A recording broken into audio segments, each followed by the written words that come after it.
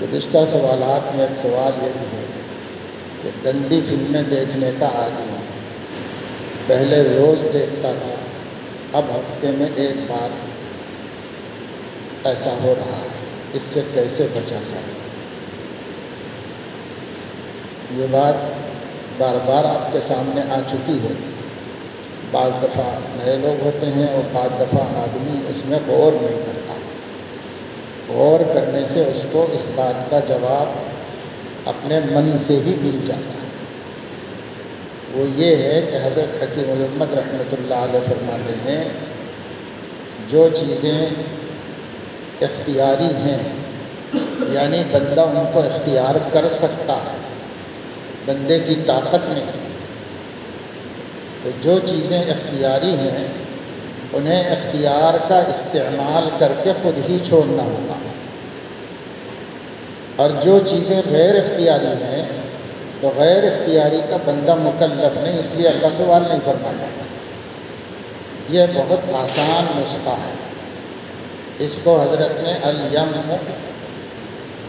فی السم فرمایا۔ تو اردو میں کہتے ہیں دریا بکوزہ، ایک پورا دریا ہے ایک گلاس میں آ گیا ہے، تو اس کو اتنا بڑا علم قرار دیا ہے حضرت نے سالکین کے واسطے۔ سب مسئلوں کا اسی میں حل ہے۔ آپ 10 دفعے پوچھو تو یہی جواب ہے، آپ 10 مسئلوں میں پریشانی کے لیے پوچھو تو یہی جواب ہے۔ اس لیے حضرت نے فرمایا کہ یہ تو ایک دریا بکوزہ علم ہے، بہت بھاری علم ہے۔ جو چیزیں اختیار میں ہیں ان کو اختیار کرنا ہی اس کا حل ہے اور کوئی دوسرا حل نہیں۔ جو چیزیں اختیار میں نہیں ہیں آپ اس کے مکلف بھی نہیں ہیں، اللہ آپ سے سوال بھی نہیں کرے گا۔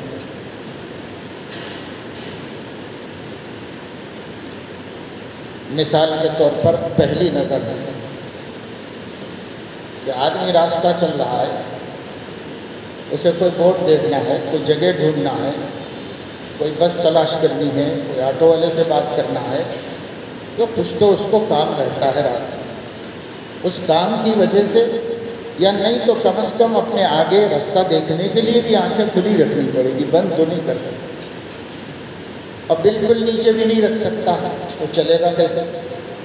سامنے دیکھتے ہوئے چلنا پڑتا ہے۔ یہ اس کی غیر اختیاری ضرورت ہے۔ اب اس ضرورت میں وہ اپنا کام کر رہا ہے اور اچانک سامنے کوئی نامحرم آ جائے، کوئی عورت آ جائے، کوئی تصویر آ جائے جس کے دیکھنے کا قصد و ارادہ بھی نہیں ہے، وہ تو ہم راستہ دیکھنا چاہ رہے تھے، راستے میں وہ نظر آ گیا۔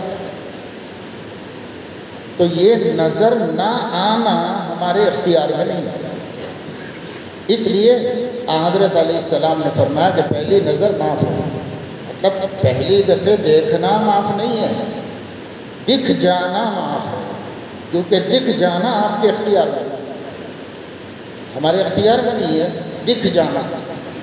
تو دکھ جانا غیر اختیاری چیز ہے، دکھ گئی کوئی عورت یا کوئی تصویر تو گناہ نہیں ہوگا، کیونکہ غیر اختیاری کا ارتکاب ہوا ہے جس میں ہمارا دخل کچھ نہیں، ہمارا چاہنے کا کچھ بھی دخل نہیں، اس کو کہتے غیر اختیاری۔ اب اس کے بعد یہ شکل اچھی لگی یا یہ تصویر اچھی لگی یا یہ منظر اچھا لگا اور شرعاً دیکھنا جائز نہیں ہے، تو پہلی نظر ہٹا لی فوراً۔ اب من کہتا ہے کہ ایک دفعہ اور دیکھ لے، تو یہ دیکھنا نہ دیکھنا آپ کے اختیار ہے، چاہیں گے تو دیکھیں گے اور نہیں چاہیں گے تو نہیں دیکھیں گے، کوئی مجبور نہیں کر سکتا، آپ کا اختیار ذاتی ہے۔ اب اٹھی نظر تب پوچھا جائے گا، اب مواخذہ۔ تو یہ اختیاری اور غیر اختیاری کا فرق ہے، اس کو اچھی طرح سمجھ لینا چاہیے، اور اس میں کسی نفسانی فریب میں مبتلا ہوئے بغیر صحیح فیصلہ کر کے یہ میرا اختیار سے ہو رہا ہے یا غیر اختیاری مسئلہ ہے۔ اب اس قسم کے جتنے بھی سوالات ہوں گے وہ سب اختیاری ہیں۔ آپ کھولنا چاہیں گے تو موبائل کھولیں گے، آپ نہیں چاہیں گے تو بند ہی رہے گا۔ آپ چاہیں گے تو اس میں فلم آئے گی، آپ نہیں چاہیں گے تو نہیں آئے گی۔ اور اگر آپ نے حضرت شاہ کی مختر صاحب رحمت اللہ علیہ کا بیان سننے کے واسطے اپنا فون اٹھایا، آپ یوٹیوب پر گئے، اس کو ڈھونڈنے لگے، تو سب سے پہلا آپ کے سامنے ایڈ آئے گا، اور اس میں گندی چیز بھی ہو سکتی ہے، جائز چیز بھی ہو سکتی ہے، کسی اچھی چیز کا بھی ایڈورٹائز ہوتا ہے جس میں کوئی گندگی نہیں ہوتی، بری چیز کا بھی ہوتا ہے، گندی تصویریں بھی ہو سکتی ہیں، ننگی تصویریں بھی ہو سکتی ہیں۔ آپ کی نظر پڑ گئی کھولتے ہی، لیکن آپ نے اسے دیکھا نہیں، آگے اپنا کام شروع کر دیا، آگے بڑھ کر کے جو ڈھونڈ رہے ہیں وہاں پر چلے گئے۔ تو وہ جو دکھ گیا وہ غیر اختیاری ہے، اس پر مواخذہ نہیں ہے۔ اب آپ نے جان بوجھ کے بھی دیکھا تھوڑی دیر تو وہ اختیاری ہے، اس پر مواخذہ ہوگا۔ یہ اختیاری اور غیر اختیاری کا فرق ہے۔ لیکن اگر گندی تصویریں یا فلمیں جیسا اس میں لکھا ہوا ہے، وہ آپ جب تک وہاں پہنچیں گے نہیں آپ کو ملے گی، آپ اپنے اختیار سے پہنچیں گے۔ اور جب یہ اختیاری امر ہے تو کر سکتے ہیں تو بالاجماع نہیں بھی کر سکتے ہیں۔ حضرت ہی فرماتے ہیں، حضرت حکیم الامت رحمۃ اللہ علیہ، کہ اس بات پر دنیا کے تمام عقلاء کا اجماع ہو گیا۔ عقلاء سمجھتے ہیں نا، عقل مند لوگ دنیا بھر کے جتنے بھی ہوں، مسلم غیر مسلم، کوئی بھی پڑھے لکھے قابل لوگ، ان کو عقیل کہتے ہیں، اس کی جمع عقلاء۔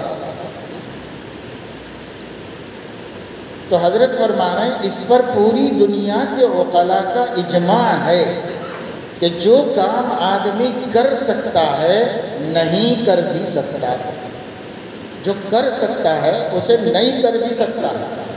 یہ کوئی دنیا کی اختلاف، کسی کا اختلاف نہیں، ہر عقل والے کو اتفاق ہے کہ اگر آپ بول سکتے ہیں تو چپ بھی رہ سکتے ہیں، اگر آپ دیکھ سکتے ہیں تو نگاہیں جھکا بھی سکتے ہیں۔ آپ جو کر سکتے ہیں وہ نہیں بھی کر سکتے۔ اب اس کا کیا جواب ہوگا، آپ خود اس کا جواب سوچ لیجیے کہ اگر آپ فلمیں دیکھ سکتے ہیں تو نہیں بھی دیکھ سکتے ہیں، تو دیکھنے والا کام تو برابر کر رہے ہیں نفس کے کہنے کی وجہ سے، اور نہیں دیکھنے کی طاقت اللہ کے کہنے کی وجہ سے بھی نہیں استعمال کر رہے ہیں۔ تو یہ طے کرو کہ میں نفس کا بندہ ہوں یا اللہ کا بندہ ہوں۔ اگر اللہ کا بندہ ہے تو اس کی بات ماننا کیا مشکل ہو رہا ہے آپ کو؟ نفس کا بندہ ہے اس لیے نفس کی بات ہے۔ اس لیے میرے عزیزو، اس دھوکے سے نکل جاؤ، اس دھوکے سے نکل جاؤ، یہ کوئی سوال ہی نہیں ہے، اس کا جواب آپ کے پاس موجود ہے، آپ کا دل خود اس کا جواب دے گا، آپ کا علم خود اس کا جواب دے گا۔ اگر میں یہ کر سکتا ہوں تو جس دن نہیں کرنا چاہوں گا اس دن سے کبھی نہیں کروں گا۔ قدرت اس میں بھی ہے، آپ وہ قدرت کیوں نہیں استعمال کرو؟ اس قدرت کا استعمال کرو۔ یہ سوال 100 مرتبہ پوچھو گے بھی تو کوئی فائدہ نہیں۔ خیر آپ نے پوچھ لیا تو جواب تو سامنے آیا ہے، مگر میں یہ کہہ رہا ہوں کہ اس کے بعد اور 100 مرتبہ پوچھو گے بھی جواب یہی ہے، جو کام آپ کر سکتے ہو بھائی نہیں بھی کر سکتے ہو تو کرنا چھوڑ دو، نہیں کرنا شروع کر دو، بس یہی ہے اس کا جواب۔ چاہے کوئی پوچھے، چاہے کتنی دفعہ پوچھے، یہی اس کا جواب ہے۔ اس جواب کو اگر کسی کو حضرت رحمہ اللہ کی یہ تحقیق سمجھ میں آ گئی ہے نا تو سمجھو اس کے سلوک کا سارا مسئلہ حل ہو گیا۔ بس اختیاری سے غلط کر رہے ہو، جو بھی کام غلط کر رہے ہیں اختیار میں ہیں تو اختیار استعمال کر کے چھوڑ دو، اور جو کام نہیں کر رہے ہو اختیار میں ہے اور کرنے کا ہے تو اختیار استعمال کر کے کر دو۔ اسی کو ایک دوسرے موقع پر حضرت علیہ الرحمہ نے اور ایک دوسرے عنوان سے فرمایا کہ سارے تصوف کا تمام سلوک وہ ایک بات جو تمام سلوک کی جان ہے، روح ہے، حقیقت ہے، وہ ایک بات، اور وہ یہ ہے کہ جو کام کرنے کے ہیں نفس کا مقابلہ کر کے انہیں کرو، اور جو کام نہیں کرنے کے ہیں نفس کا مقابلہ کر کے انہیں چھوڑ دو۔ نہیں کر رہے بہت اچھا ہے، کر رہے تو چھوڑ دو۔ جو کام کرنے کے ہیں نفس بیچ میں آئے گا، مقابلہ کر کے کرو، اور جو کام چھوڑنے کے ہیں نفس چھوڑنے نہیں دے گا، اس کا مقابلہ کر کے چھوڑ دو، اور تھوڑا وقت اللہ کی یاد کے لیے فارغ کر لو۔ یہ خلاصہ ہے پوری طریقت، پورے تصوف کا یہ خلاصہ ہے۔ مگر ہم 5000 درود شریف پڑھنے کے لیے تیار ہیں، 10,000 اللہ اللہ کرنے کے لیے تیار ہیں، 3 گھنٹے کی ذکر کی محفل میں بیٹھنے کو تیار ہیں، آدھے گھنٹے کے مراقبے کے لیے تیار ہیں، لیکن جو کرنے کا کام ہے کرنے کے لیے تیار نہیں ہے، جو چھوڑنے کا کام ہے چھوڑنے کے لیے تیار ہے۔ تو جو اصل تصوف ہے وہی نہیں ہوگا تو پھر کیا ہوگا؟ اصل تصوف ہے اسے اختیار کرو، اس کے اوپر محنت کرنا چاہیے۔ ایسی کوئی نصیحت سنائیے جس کو آپ حضرت والا نے تنہائی میں حضرت نبی سننا سے سنی ہو۔ ایسی تمام شرطوں کے ساتھ بڑوں سے مطالبہ کرنا سوء ادب ہے، وہ سخت بے ادبی کی بات ہے۔ عالم دین کا اہل حدیث بچی سے نکاح کرنا کیسا ہے؟